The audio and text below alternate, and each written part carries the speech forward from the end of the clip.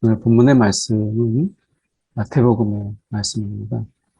마태복음 26장 57절에서 75절까지 말씀입니다. 저희가 살펴보고자 하는 것은 이제 예수님이 십자가에서 죽으신 이 장면들을 저희가 이제 한 주간 살펴보게 되는데요. 오늘 보면 이 예수님이 이 대제사장의 그 가야바에게로 갔다 이렇게 돼 있어요. 그러니까 이것은 공식적인 어떤 재판 절차가 아니라 지금 대제사장 가야바에게로 갔다라고 하는 것은 그 가야바의 그 집들에 이렇게 보면 대제사장의 집들에 이렇게 되어 있잖아요. 그러니까 지금 이 보면 랍비들이 이 율법을 이제 구전율법이죠. 구전율법을 그들이 이 규정을 따르고 있는데, 그러니까 구전율법인 그 미시나라고 하는 것이 있습니다. 그러니까 랍비들이 구전율법으로 정해놓은 어떤 룰들이 있는데, 그게 이제 미시나라고 하는 것인데, 여기에 보면 뭐라고 되어 있냐면 사형을 특히 이제 재판할 때는 이 밤에 하지 않도록 하도록 되어 있어요. 그러니까 그 사람의 한 사람의 사느냐 죽느냐의 생명의 문제잖아요. 그래서 이것은 이제 모든 정식 정식 공회가 열리고 그리고 이것을 다루도록 이렇게 되어 있어요. 그러니까 몇 가지를 어기고 있는 거죠. 그러니까 미시나의 근거로 본다면 밤 시간이 밤이라는 거하고 그리고 정식 이 공회가 열려야 되는데 여기에 보면 대제사장들과 온 공회라고 되어 있지만 이 온 공회라고 하는 것은 대제사장들과 한편인 공회, 그들의 온이란 의미예요.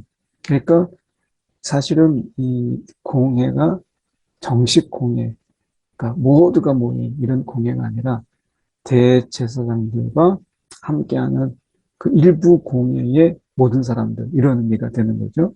그래서 그들이 일부가 작당을 해서 지금 그들이 생명처럼 지키는 그 미시나라고 하는 것을 이제 구전율법의 이 어떤 보면 규정집이죠. 그러니까 규정집. 근데 이 구전으로 전해지는 어떤 율법 규정집인데, 그러니까 이건 하나의 룰이잖아요. 근데 이거를 이제 어겨가면서 그들이 재판하고 있는 두 가지를 잘못하고 있죠. 시간상의 문제고 절차상의 문제예요. 그러니까 시간상은 밤 시간이고 절차적인 문제는 정식 공회가 아닌 일부러 착당하는 그들이죠. 왜 그렇게 했겠어요?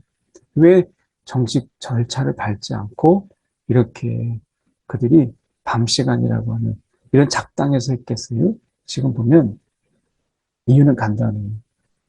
예수를 죽이려고. 이게 목적이죠. 예수를 죽이려고 하는 것이 그들의 목적이고, 그리고 방법은 뭐냐면 이 거짓 증거를 찾는 거예요.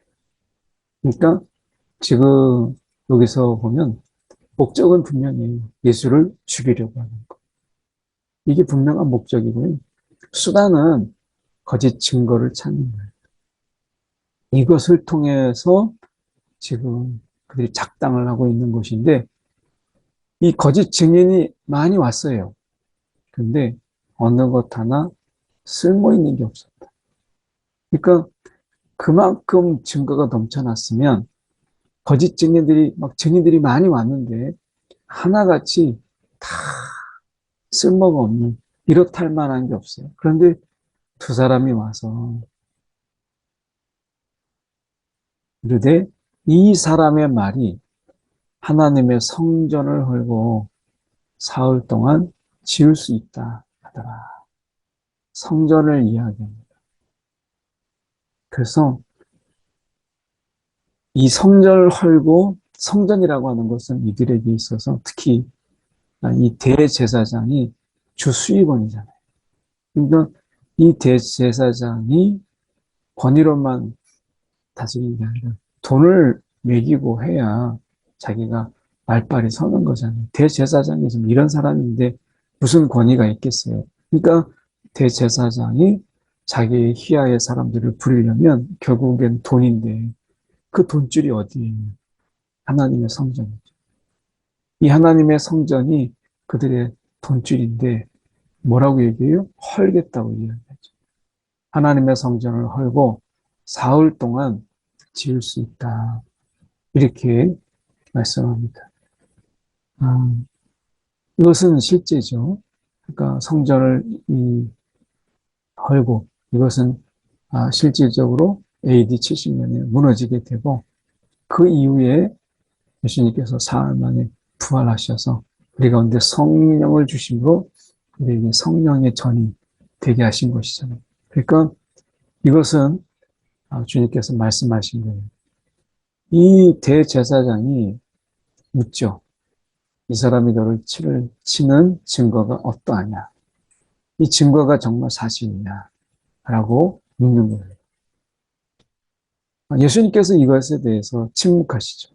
지금 재판의 과정 속에서 침묵하세요. 이 침묵의 의미가 뭐겠어요? 어찌 보면 이들이 거짓 증거를 찾아서 말하고 있는 이 부분 속에서 거짓 노름이잖아요. 거기에 진실을 이야기하고 진짜를 이야기한다고 해서 그것이 정말 진실처럼 들리는 게 아니잖아요. 그래서 예수님께서 침묵하십니다. 대제사장이 이르되 내가 너로 살아계신 하나님께 맹세하게 하는 내가 너가 맹세 안 했지만 내가 맹세하게 하노니 하나님의 아들 그리스도인지 우리에게 말하라. 하나님의 아들 그리스도인지. 이 하나님의 아들이라는 이 말은요. 하나님이라는 뜻이거든요. 그러니까 너가 하나님이냐? 라고 하는 거예요. 이것을 가지고 걸고 넘어지겠다는 거죠. 왜냐하면 이들에게 있어서는 이미 답은 정해져 있어요. 그것은 무엇이냐면 신성모독으로 걸고 넘어지려고 하는 거죠. 그래서 내가 하나님의 아들 그리스도냐 이렇게 얘기한 것이죠. 예수님께서 이 부분에 관해서 말씀하십니다. 내내 침묵하셨다가 왜냐하면 뭐 거짓 증거들을 사람들이 와서 수없이 이야기했을 때 이 말이 맞냐 뭐 계속 물어보지 않았겠어요? 내가 말하였느니라. 이 말씀이 너무 가슴에 좀 와닿잖아요. 보면 내가 하나님의 아들 그리스도냐라고 얘기했을 때 이 고백은 사도 바울의 사도 베드로의 고백이잖아요. 제자 베드로의 고백이죠. 그러니까 주는 그리스도시요 살아계신 하나님의 아들입니다. 이렇게 이 베드로가 고백했어요. 주는 그리스도시다. 메시아이시다. 왕이시고 선지자이시며 진정한 대제사장이시다. 이런 뜻을 가지고 있거든요. 그러니까 이 그리스도냐라고 하는 이 말은 이 대제사장에게 물었을 때 당신이 메시아냐 그리고 하나님의 아들 이렇게 얘기했을 때 이것은 당신이 하나님이냐 이런 말인데 여기서 보면 베드로가 고백했던 그 고백을 어떻게 얘기해요? 남의 이야기를 하듯이 신앙의 고백이 되었다면 얼마나 좋았겠어요?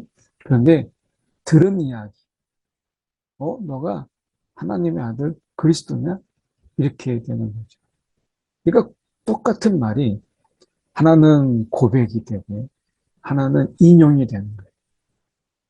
그러니까 고백과 인용은 완전히 다른 거예요. 지금 이 대제사장은 이것을 고백한 게 아니라 인용한 거죠. 내가 하나님의 아들 그리스도냐? 라고 하는 인용이 아무런 힘이 없어. 이것을 알았다 할지라도 그것은 지적 동의, 지식이지 고백이 아니라 이야기합니다. 내가 너희에게 이르노니 내가 너희에게 이르노니 주님께서 이제 말씀하십니다. 이후에 인자가 권능의 우편에 앉아 있는 것과 하늘 구름을 타고 다시 너희가 타고 오는 것을 너희가 보리라. 이렇게 말씀하셨어요. 그 재림과 이제 부활 승천하셔서 이제 하나님 우편에 앉아서 다스릴 것을 말씀하셨어요. 그러니까 여기서 중요한 것은 권능의 우편에 앉아 있는 것과 이렇게 말씀하고 있는 것입니다. 그래서 하나님 아버지께서 부활하시고 승천하신 예수님께 이 권능의 모든 것을 그에게 맡기고 모든 것을 주시고 다스리게 하시죠. 예수님께서 지금 이 하나님 우편에 계셔서 그냥 놀고 있고 편하게 계시는 것이 아니라 다스리고 계신다. 교회 우리가 슬로건이 보면 이렇게 말씀하죠. 주님의 다스림을 우리가 누리고 나누는 누리는 것. 이것은 우리가 예수님이 지금 이 하나님 우편에 그 권능의 자리에 앉으셔서 다스리고 계시다. 우리를 위하여 중보하시고 또한 그 중보를 넘어서 우리를 다스리고 계시다. 라고 하는 것을 우리가 고백하는 거죠. 오늘도 우리의 삶의 자리 속에서 오늘 주님이 권능의 우편에 계셔서 다스리세요. 그리고 반드시 하늘 구름을 타고 반드시 다시 오십니다. 우리는 이것을 믿는 거예요. 이것은 지적 동의나 아니면 우리가 알고 있는 어떤 지식이 아니라 시험 문제를 풀기 위한 지식이 아니라 이것은 주님께서 그리스도시고 살아계신 하나님의 아들이라고 고백한 것처럼 이것은 우리의 믿음이며 믿음의 고백이에요. 왜냐하면 주님께서 이것은 친히 말씀하셨고 이것은 진리이기 때문에 그렇습니다. 오늘 저와 여러분의 이런 삶의 자리 속에서 다스리시는 분은 오직 한 분, 우리가 예수 그리스도라고 하는 거죠. 예수님께서 친히 재판의 이 불리함에도 불구하고 그가 누구인가를 말씀하셨어요. 인자가 권능의 우편에 앉아있는 것과 하늘 구름을 타고 오는 것을 너희가 보리라. 이렇게 말씀하셨죠. 자, 여기서 보면 앉아있는 것을 우리가 어떻게 알아요? 그렇죠? 그런데 성령이 이것을 말씀하시고 깨닫게 하시고 경험하게 하시고 하시잖아요. 오늘 성령께서 오늘 이 권능의 우편에 앉아있는 것을 우리로 하여금 믿게 하시고 또 바라보게 하시고 경험하게 하시는 것이죠. 대제사장은 지금 이 부분에 대해서 지금 자기 옷을 찢었어요. 이거는 이제 신성모독이라고 하면서 자기 옷을 찢은 거죠. 그리고 어찌 증인을 더 요구하리요. 그래서 제목이 결정됐어요. 신성모독이다. 신성모독. 이 신성모독이라는 말이 지금 예수님은 실제이신데 하나님의 아들이고 그리스도시고 그리고 예수님은 진리를 이야기하는데 이것을 신성모독이라는 죄로 그들이 덮어씌웠어요. 그리고 이것을 사형이라고 이야기했어요. 어찌 보면 우리가 진리로 예수를 죽인 거예요. 그런데 나중에 더 보면 아시겠지만 이 신성모독으로 예수님을 죽이지 못하죠. 로마의 이런 법에 이것은 아무런 의미가 없어요. 그래서 어떻게 보면 이것은 지금 대제사장이 신성모독이라고 죽이려고 했지만 결국 예수님은 신성모독으로 죽지 않죠. 이것은 그 제목이 우리가 이 대제사장이 덮어 씌우려고, 사실 이게 진리인데 진리로 예수를 죽이려고 했지만 실패합니다. 이것은 정말 하나님의 놀라운 간섭. 그래서 이 부분에서 이것을 신성모독이라고 했지만 사형에 해당되는 것이라고 생각했지만 실제로는 대제사장이 이 대제사장과 그리고 그를 따르는 공의 일부 이런 자들이 지금 이 부분 속에서 저희가 생각해 봐야 될 것은 이들이 지금 자신이 죽고 예수를 인정해야 돼. 정말 죽어야 될 자신이 정말 죽어야 될 자가 있다면 이것은 대제사장들과 공회의 일부의 이 사람들 작당하는 이들이 자기가 죽고 예수를 인정해요. 나는 죽고 예수로 살아야 되는 그런 자들이잖아요. 정말 그들이 내가 죽어야 된다고 한다면 이들의 어떤 겉사람이 죽어야 됩니다. 그런데 예수님을 신성모독이라는 이 죄명으로 예수님을 죽이려고 했다라고 하는 거예요. 아이러니하죠. 지금 신성모독이 아니라 그분이 진정한 하나님이신데 이것을 알지 못하고 신성모독이라고 했다는 것이죠. 오늘 우리가 예수님이 어떤 분이신가 오늘 이 우리가 고난주간에 사순절이 이제 마지막 이제 고난주간에 우리가 예수님을 생각할 때 오늘 이 말씀 그가 하나님의 아들이고 그리스도시다 라고 하는 내 인생의 주인이시다. 그리스도. 그리고 그분은 지금 우리를 다스리고 계시고 나의 삶의 자리를 다스리고 계시고 통치하고 계신다. 그리고 분명히 다시 오신다. 라고 하는 이 다시 오심을 우리는 주일도 살펴보고 계속해서 살펴본 것처럼 우리가 이 다시 오심을 예비하고 준비하고 그리고 무엇을 하고 기다릴 것인가라는 부분을 주일을 통해서 우리가 살펴보았죠. 오늘 주님의 다스림이 우리 가운데 있어요.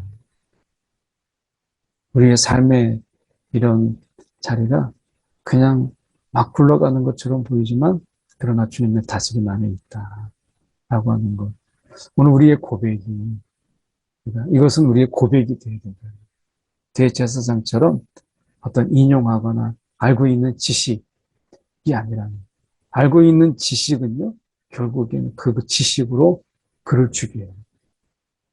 그리고 사람들을 보십시오. 사람들이 어떻게 사람을 죽이는가. 다른 거 아닙니다. 결국에는 내가 알고 있는 이야기들. 이것으로 결국엔 등을 돌릴 때는 그것으로 사람을 죽여요. 그래서 어떤 분이 그런 이야기를 했어요. 내내 자기 속 이야기 다 하고 집안 이야기 다 하고 막 했는데 나중에 등을 돌릴 때는 다른 사람들에게 이야기하다. 저 사람하고 어울리지 마. 저 사람은 이러한 사람들. 가정이 이러이러한 사람들. 그러니까 저 사람하고 어울리지 마. 이렇게 말했다는 얼마나 충격이겠어요? 사람은 나눈 이야기로 그 사람을 죽여요. 이게 대제사장의 지금 그렇잖아요. 들은 이야기. 그리고 예수님의 말로 예수님을 죽이잖아요. 예수님께서 이렇게 말씀하신 것은 지금 십자가 죽음 이후에 어떤 일이 일어날 것을 말씀하심으로 이 죽음이 대제사장에 의한 몇 사람의 작당에 의해서 내가 죽는 것이 아니라 내가 기꺼이 십자가에 나를 내어주었음을 말씀하고 있는 것이죠. 이것은 잡혀온 게 아니라 내어주신 사건인 것을 말씀하고 있는 거예요. 그래서 이제 그들이 예수의 얼굴에 침 뱉고 주먹으로 치고 손바닥으로 때리는 이것은 인격 모독이죠. 예수님의 인격 모독. 진짜 이것이야말로 신성모독이고, 인격모독이고, 인격살인이죠. 아, 이러한 가운데서도 우리가 이 부분만 읽어도 우리는 화가 나는데 베드로가 바깥들에 앉았더니 이 베드로가 왜 따라왔어요? 멀찍이 예수를 따라서 오는데 무엇 때문에? 결말이 어떠한가 이것을 보려고 이것도 정말 용기 있는 거죠. 그래서 바깥들에 앉아 있었어요. 근데 한 여종이 너도 갈릴리 사람 예수와 함께 여기서 갈릴리 사람 예수와 함께 있었도다. 갈릴리 사람이라고 이야기하잖아요. 예수와 함께 있었다. 그러니까 이 베드로가 모든 사람 앞에서 부인해요. 무슨 말 하는, 처음에는 무슨 말 하는지 모르겠다. 이렇게 얘기합니다. 무슨 말 하는지 모르겠다. 근데 앞문까지 이제 더 나아갑니다. 바깥들에 있다가 이제 다른 여종이 그를 보고 이렇게 얘기합니다. 이제 바뀌죠? 나사렛 예수와 함께 있었다. 갈릴리 사람 예수, 갈릴리 사람 예수인데 이제 나사렛 예수와 함께 있었다. 이렇게 이야기합니다. 그러면서 이번에는 나는 그 사람을 알지 못하노라. 이렇게 이제 베드로가 처음에는 무슨 말인지 네 질문의 의미가 뭔지 모르겠다라고 했다가 나중엔 내가 그 사람을 알지 못하노라 라고 이야기했어요. 그러다가 조금 후에 곁에 있던 사람들이 너도 그 도당이라 말소리가 너를 표명한다. 너 말 가만히 들어보니까 갈릴리 말투고 말투가 그리고 이거 너 분명히 갈릴리 사람 같다. 이렇게 이야기한 거잖아요. 그러니까 너 지금 갈릴리 패와 똑같은 그런 패거리 아니냐. 너 저 북부 쪽에 있는 말투인데 너 분명히 한 패 맞아. 뭐 이렇게 이야기한 거예요. 그런데 이렇게만 이야기했는데 그가 저주합니다. 그러면서 그 사람을 알지 못한다. 이렇게 이야기. 어떻게 보면 이 상황 속에서 상황은 이해가 되잖아요. 갑자기 훅 들어온 거잖아요. 얼마나 다급하겠어요. 그런데 이 다급함이라고 하는 것은 숨기려고 하기 때문에 그런 거. 감추려고 하니까. 그러니까 이 멀찍이 예수를 따랐다라는 부분 속에서 원인을 볼 수 있어요. 멀찍이 예수를 따랐다. 그러니까 어떻게 보면 예수를 따라가는데 자기 정체는 드러내지 못하고 이런 어중간한 이런 상황이 갑자기 질문이 훅 들어오게 되니까 감당을 못하는 거죠. 오늘 우리가 우리의 신분을 드러내는 것, 그 신분을 드러내고 야 정말 이것 때문에 예수님이 욕먹고 내가 그것에 정말 잘 살아갈 자신이 없는데 라는 것 때문에 우리의 신분을 때로는 감추죠. 그게 어쩌면 하나님께 내가 민폐를 끼치지 않는 것이다 라고 생각을 해요. 그런데 우리의 삶의 목적은 하나님께 주님께 영광을 올려드리는 것이지 우리가 그분에게 폐를 끼치지 않는 정도의 삶을 살아가는 게 아니잖아요. 내가 잘못함으로 인해서 예수님에게 민폐를 끼치면 어떡하지? 그분의 이름을 내가 먹칠하면 어떻게 되지? 이건 너무 소극적이에요. 우리가 이 삶의 목적이라고 하는 것은 우리가 분명히 이야기하잖아요. 우리 분명히 신앙의 고백 속에서 우리가 웨스트민스터 신앙 어떤 이런 교리서를 보지 않더라도 우리의 존재의 이 목적은 그분께 영광을 올려드리고 그분과 함께 즐거워하는. 그러면 우리가 여기에서 생각해 볼 수 있는 게 그분에게 피해를 주고 그분의 이름을 먹칠하지 않도록 하는 소극적인 삶. 우리가 보통 해외여행하면 중국 사람이냐 일본 사람이냐 그러면서 마치 일본 사람인 것처럼 중국 사람인 것처럼 해놓고 막 횡단보도도 건너가고 막 그래요. 아마 중국 사람 알 거니까. 근데 한국 사람 먹칠하지 않기 위해서 중국 사람인 것처럼 하지만 우리가 좀 한번 생각해 본다면 그거는 우리가 한국을 알릴 수 있는 너무 좋은 기회. 민간 외교관이라고 할 정도로 그런 외국에 나가서 그러면 오히려 한국 사람인 것을 드러내고 좋은 모습을 보이는 게 더 당당하잖아요. 오늘 우리가 심적으로는 이해가 되지만 내가 예수 믿는 사람입니다 라고 해서 내가 때로는 손해도 보고 그리고 하나님께 영광을 올려드리기 위해서 마음 자세도 다르게 하는 것. 이것이 우리의 삶의 삶 속에서 주님을 인정하는 것입니다. 그분이 오늘 우리를 다스리고 계신다는 것은 우리를 인정한다는 것이잖아요. 근데 우리가 입술로만 하나님의 아들이고 그리스도가 아니라 우리의 삶으로 그분을 드러내고 그리고 그것을 인정하고 고백 때문에 살아가는 것이 중요한 것이죠. 내가 그리스도인인 것을 감추는 것. 이것은 우리가 영광의 기회도 잃어버리는 거예요. 그래서 그가 감추게 되다 보니까 곧 닭이 울더라. 이게 뭐가 생각이 나는 거예요? 닭이 울기 전에 내가 3번 나를 부인하리라. 이 말씀이 정말 베드로를 살린 거예요. 닭 울기 전에 내가 3번 나를 부인하여 이걸 말씀하셨어요. 이 말씀이 찔림이 돼서 심히 통곡하니라. 이 말씀이 찔림이 돼. 그래서 그가 심히 통곡하였다. 이 회개의 눈물이, 이 통곡의 눈물이 가룟 유다와 베드로를 가르죠. 오늘 우리가 고백되어서 베드로의 이 고백이 이 속에서 깊은 회개가 되지 않았을까요? 오늘 우리가 어떤 고백으로 그리고 주님을 어떻게 인정하고 살아가는가. 오늘 이 고난주간 이 첫째 날에 오늘 주는 하나님의 아들이요 그리스도시고 머리가 아닌 고백이고 그분은 오늘 하나님 우편에 앉아서 우리를 다스리고 계십니다.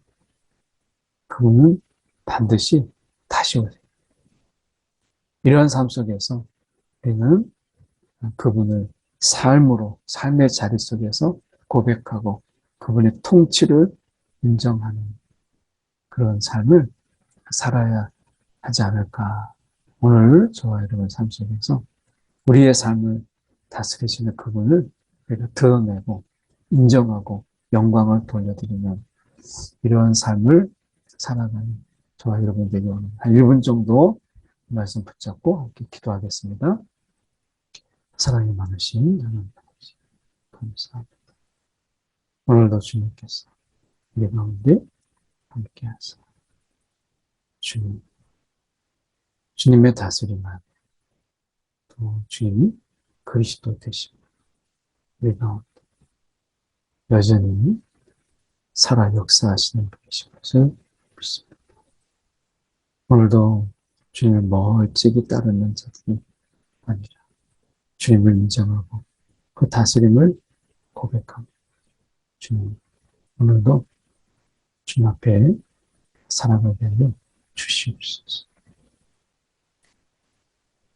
사랑에 많으신 하나님 아버지 오늘도 주님의 다스림 안에 우리를 두시고 우리를 아시고 또한 우리를 이끄시는 주님 주님의 이끄심을 받는 이 영광스러운 삶이 주님을 부끄러워하지 않게 하시고 오늘도 주님께 영광을 올려드리는 주님을 인정하고 주님의 통치를 기뻐하는 우리의 삶이 되게 하여 주시옵소서.